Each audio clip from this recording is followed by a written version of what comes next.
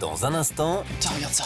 Agathe et David sont hypnotisés par les billes tornades trouvées par Laurent. Mais pourquoi il se met debout comme ça? À eux de le découvrir et de reproduire ce phénomène à leur manière, bien sûr. J'ai envie de faire plus gros, j'ai envie de faire plus fort. Puis, nos intrépides testeurs ont pour défi de soulever une voiture avec un aspirateur. Ça, c'est cobaye, je prends. L'occasion de découvrir que cet objet a priori familier peut cacher une puissance extraordinaire. Parce qu'on crée le vide là-dedans et ça peut...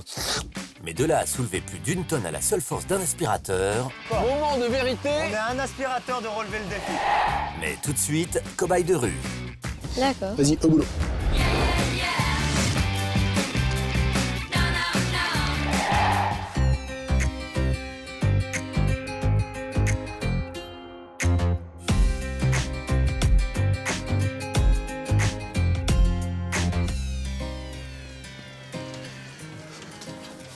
Sympa ici. Salle de symétrie, palais de la découverte. Donc, qu'est-ce qu'on fait aujourd'hui?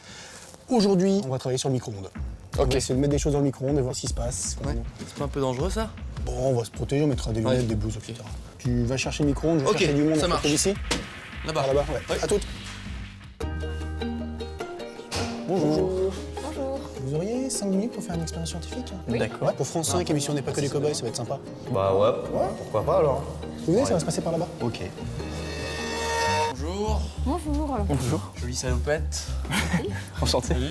On va essayer de faire des manips avec un micro-ondes aujourd'hui. Ça explose pas. Vous connaissez les objets qu'il faut pas mettre dans le micro-ondes ou pas? Du verre. Des animaux. Du métal. Du métal. Ok, mon objet numéro 1 sur lequel on va essayer de travailler, c'est l'ampoule. Donc avec un joli petit culot en métal, on a de la grosse ampoule néon, on a de la vieille ampoule tungstène. Ce qu'on va essayer de faire, on va essayer de les mettre dans le micro-ondes, mais vu qu'il y a plein de métal et que j'ai envie de garder le micro-ondes, histoire que ça s'explose pas, on va essayer de les mettre directement dans un fond d'eau. Je vais vous filer des verres. D'accord. Vas-y, au boulot. Ça devrait la refroidir, ça devrait sauvegarder le micro-ondes au moins pour une fois ou deux. N'hésite pas, tu mets les ampoules dedans, vas-y. Qu'est-ce qui se passe si je les cale dedans et j'allume, selon vous? Moi je pense que celle avec le métal ça risque d'exploser. Bah, celle avec le gaz, elle devrait exploser. Si ça risque d'exploser, on va peut-être faire un truc. T'en veux toi aussi ou pas? Je veux bien. On Je sait vais mettre ça jamais. de l'autre côté. On sait jamais. Et puis tant qu'à faire, tant qu'à avoir des protections, Ah oui, petite veste qui va avec. tu seras beau avec ça. Merci. Ça sera pas de problème. Vous Ouais, levez, c'est vous bon, mettez allez. dedans, Vas-y. En même on va temps. voir ce qui se passe. Prudence quand même hein. Et donc on répète, ne pas refaire à la maison, ni chez les amis. On referme le micro-ondes. N'hésite pas à te pencher pour bien voir ce qui se passe. 3, 2, 1. Ok, qu'est-ce qui se passe? Wow, ça Qu'est-ce que tu vois? Ah oui ça s'allume. Donc en fait, toutes les ampoules que j'ai s'allument dans le micro-ondes, plus ou moins fort. Ici, on avait comme métal du tungstène. Le filament chauffe fort. Et la seule façon qu'il a de se débarrasser de l'énergie quand il chauffe, c'est de faire de la lumière. Là-dedans, c'est pas exactement la même chose. On a le gaz qui s'excite. Et quand il se désexcite, il émet de la lumière à la place. Donc en gros, on a les ampoules qui se mettent à faire de la lumière quand on les met dans le micro-ondes. Moi, ce que je me demande, c'est qu'est-ce qui va se passer si on reprend à nouveau quelque chose en métal, cette fois-ci sans aucune protection, donc sans l'eau, sans l'ampoule autour, et qu'on met métal contre métal et qu'on le met dans le micro-ondes. Là, qu'est-ce qui va se passer selon vous? Ah, ça risque de. Ça va chauffer là. Ici, j'ai... Qu'est-ce que c'est que ça? Un emballage. Un emballage de quoi? De chips? Des chips, merci. Ce qui est intéressant, c'est que dedans, ça, c'est une couche d'alu. L'aluminium qui est là, il est quasiment à nu, il y a une très fine couche de plastique dessus, mais pas plus. Qu'est-ce qui se passe si cette fois-ci, on met sans aucune protection de l'aluminium directement dans le micro-ondes? Ça va chauffer. Ouais, ça va chauffer. Ça va chauffer, donc ça devrait prendre feu. Je pense que ça va brûler. Ça va brûler. Oui, ça risque de prendre feu. Ouais. ouais. Un incendie? Vendu pour un incendie? Ouais. 3, 2, 1.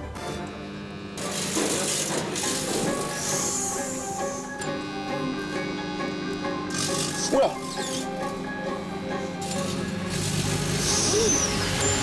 Ok, qu'est-ce qui s'est passé? Le papier, il s'est rétracté. Oui. Ça fond, t'avais tout à fait raison. Ce qui est surtout sympa, c'est que ça rétrécit. Ce qui s'est passé, c'est que t'as eu plein de petits éclairs qui se sont faits entre les différentes couches d'aluminium. Le plastique, il a chauffé, il s'est réorganisé différemment.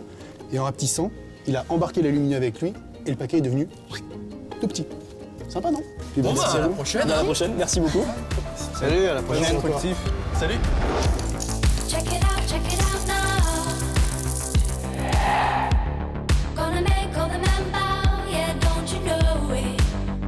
Chez les cobayes, même les moments de détente sont l'occasion de trouver de nouveaux défis. Fini les balles. Tiens, regarde ça. Ah oui, on dirait des cercles là, qu'est-ce qui se passe? Ah, c'est dingue, dis donc. C'est quoi, ces deux boules? Elles sont aimantées, les boules? Ah, et là, on est en train de souffler dessus, en fait, c'est ça? Ah, c'est génial, dis donc. Et bizarrement, ça s'arrête pas. Oui, ça s'arrête pas. Ouais. Bi-tornade. Bitornade. Ouais. Ouh, ça me plaît, ça. Sympa, hein? Ah ouais, bravo, Laurent. Bon, David, si on utilisait ça comme défi, c'est-à-dire qu'on essaie de refaire ça, on refait la vidéo Ah oui. Internet, Oui, oui, oui. on fait une vidéo cobaye. Tiens, si t'as besoin de billes. Tiens, voilà. Au moins, là, t'auras de quoi faire. Voilà. C'est pas très gentil, Laurent. Merci. Tu lui as fait de la peine. It's your sunshine smile on a cloudy day. It's your sunshine smile makes me feel this way. Comment nos cobayes vont-ils s'y prendre pour faire tourner des billes comme une tornade? Quelques essais s'imposent. J'ai collé 2 billes ensemble avec un peu de colle super adhésif. Je peux tourner? Oui. Non, c'est comme les... Tu n'as jamais fait ça avec une pièce? Non, tu n'as jamais fait ça avec une pièce? Non. Mais je crois que c'est le même principe avec les 2 billes. Donc, on va quand même... Ouais, ça marche. Oui, mais on peut pas l'expliquer. Qu'est-ce qui se passe là exactement? Nos cobayes ont réussi à faire tourner les billes à toute vitesse, mais le fonctionnement de cette mini-tornade reste un mystère. Thomas Salaise, physicien au CNRS, vient leur prêter main forte. Peut-être que tu dois donner une petite impulsion. Ah bah voilà. C'est pas mal. Ah, il est là. Le voilà. Thomas, alors, viens t'installer, je vais te présenter David. Hop. Ah oui, Bonjour, David. Qu'est-ce qui se passe? Il tourne dans ce sens-là, non? On n'arrive même pas à voir dans quel sens il tourne, en fait. Et on voit même pas ce qui se passe à l'intérieur, donc il faudrait peut-être avoir un moyen de regarder le mouvement arrêté, non? Pour ça, nos expérimentateurs vont filmer les billes avec une caméra ultra rapide qui permet de capturer 400 images par seconde. Prêt, David? Ouais. Alors c'est parti. Là, on enregistre. Ouais. Très bien. Ok, c'est bon. Oh bah c'est incroyable, il y en a une qui l'évite, regarde. Elle va quitter le sol. On est d'accord, là, Thomas, il y en a bien une qui ne frotte pas, justement. Elle ne touche plus le sol, en effet, oui. Bon, alors, est-ce que tu peux nous expliquer ça d'un point de vue complètement scientifique? Là, c'est la surface du miroir. Oui. On a ici. Ensuite, on a une première boule qui est en contact avec le sol. Et on a une deuxième boule qui vient, comme ça, léviter au-dessus de la première. C'est ça. Ça, c'est la verticale, ici. Et ça, c'est l'axe des 2 billes. Et ce que tu vois, c'est qu'il y a un angle avec la verticale et que cette bille n'est plus en contact avec le sol. Mais pourquoi il se met debout comme ça? Alors, il y a probablement des petites aspérités au sol. Donc quand vous lancez le mouvement des 2 billes sur le sol, la moindre aspérité ou le moindre défaut va faire quitter le sol à une des 2 billes et immédiatement elle va rejoindre sa position d'équilibre stable. Ah oui. Et ce qu'il y a de plus fascinant encore dans ce système-là, c'est que la vitesse de rotation est tellement énorme que tu peux oublier la gravité dans le problème. Il n'y a Et donc, plus de tu phénomène de gravité quand la bille C'est tourne. négligeable. C'est complètement négligeable. Quand les 2 billes sont à l'arrêt, elles sont en position d'équilibre. Une fois qu'elles tournent, il suffit d'une microscopique aspérité sur la surface pour déséquilibrer le système. Une des 2 billes se met alors à léviter pour retrouver une position d'équilibre. Et en même temps, on a du mal à comprendre pourquoi est-ce que ça dure aussi longtemps. Il faut quand même insuffler l'énergie régulièrement avec la paille. Oui, c'est ça. En fait, ça ressemble beaucoup à une toupie. On pourrait faire une comparaison entre les toupies et ces billes. Est-ce que tu peux nous expliquer déjà ce qui se passe? C'est exactement le même principe que ce qu'on a raconté pour les billes au tableau. Ici, il y a quelque chose qui s'appelle le moment cinétique. Donc, c'est la capacité à tourner sur soi-même à une très grande vitesse. Vous lui communiquez une énergie initiale et progressivement, à cause des frottements, le mouvement de la toupie va ralentir. Oui. Alors que les billes tornades, elles, continuent à tourner tant qu'on leur souffle dessus. La différence, en fait, c'est qu'on ne peut pas insuffler de l'énergie à une toupie avec la paille parce qu'elle n'a pas une forme qui s'y prête, en fait, c'est tout. C'est exactement ça. Elle est très symétrique dans sa forme. Ouais, c'est ça, d'accord. Tandis que les 2 billes, il y a une dissymétrie à cause de l'angle, donc il y a Donc on un a point une meilleure d'appui. prise, voilà, ok. Voilà. Mais alors, une toupie pourrait-elle tourner autant que les billes tornades si elle avait une meilleure prise au vent? Donc ça, c'est une toupie sur laquelle j'ai mis des vannes, comme tu m'as dit. Ah, comme une voile, comme un bateau à voile, pour Comme un avoir une bateau. prise au vent, quoi. Je l'ai D'accord. fabriqué moi-même, j'espère que ça marche. Je n'ai pas essayé encore. Thomas, qu'est-ce que t'en penses, a priori? A priori, ça devrait marcher. Maintenant, le mieux, c'est d'essayer. Oula. Nelly, Ah, but, I didn't say anything. premier essai, c'est normal que ça... Voilà. Ah, génial. Ça marche. Nos cobayes ont réussi à transformer une toupie classique en toupie tornade. On est d'accord que si David reste là pendant 22 jours à souffler régulièrement, la toupie va jamais s'arrêter. Ça, il S'il faut le nourrir. fait correctement. Il faut le nourrir pour qu'il ait de l'énergie. régulièrement. Bon, David, Oui. c'est pas pour dire, mais enfin, on a compris exactement ce que Laurent nous a montré avec son petit air, là. Moi, évidemment, vous me connaissez, j'ai envie de faire plus gros, j'ai envie de faire plus fort. Est-ce qu'on pourrait imaginer qu'on fait ça, mais avec des grosses billes? Ah oui. Alors ça risque d'être difficile, mais est-ce qu'on peut essayer? Bon, ah ben, on va essayer. Difficile, on ne connaît pas. Difficile, Non. difficile, on connaît tous Difficile, les mais pas jours, cobaye. mais impossible, on ne connaît pas. Voilà. Agathe et David ont décrypté le phénomène des billes tornades. Maintenant, comment vont-ils s'y prendre pour épater Laurent? Il y a une salle de billes ici, il y a plein de billes. J'ai fait une première.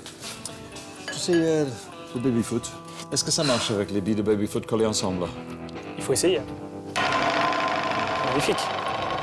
C'est beau, dis donc, c'est encore plus joli que tout à l'heure. Tu crois que ça allait vite, là? Forcément, Ah, ça allait vite, là. Les balles de baby-foot voltigent elles aussi. Mais nos cobayes en veulent toujours plus. Ah, ça, c'est pas mal, non? Ça, c'est pas mal. T'as un moyen de coller, ça? Ah bah oui. Oui, on a prévu le pistolet à colle. J'ai le colle qui chauffe. Donc si j'en prends 2, Nos expérimentateurs vont-ils réussir à faire léviter ces boules en plastique? Tu crois que ça s'est collé, là? ouais, je vais. Voilà. Oh là là. Ah, c'est canon! C'est joli aussi, elle a fait de lumière et tout. Super. Notre trio a réussi à faire léviter une boule au moins 20 fois plus grosse que la bille de départ. Moi, j'ai dit que le défi est réussi, mais qu'on peut faire peut-être encore mieux. C'est-à-dire? Là, on a toujours que 2 boules. Est-ce Oui, qu'on oui, peut oui, imaginer oui. qu'on met plusieurs boules? Nos testeurs fous décident donc de coller ensemble 4 boules. Voilà, je crois que c'est bon. Là. Ouais, parfait. Comment je vais le... tout. Oui. Oh, c'est beau! Magnifique. Ah oui. Donc là, on est d'accord que toutes les boules lévitent sauf une. Ouais. Il y a un seul point de contact. Le défi est donc réussi. Attends, faut que je filme. Comme à leur habitude, Agathe et David ont relevé le défi de Laurent, mais en y apportant une touche très cobaye. Bon, Thomas, merci beaucoup, parce que c'est bien grâce à toi que déjà on a une explication sur ce phénomène qui était quand même un petit peu mystérieux. Quant à moi, je dois terminer ma thèse de doctorat sur la science des frottements. Mais On continue? avec le jeu de son, c'est ça.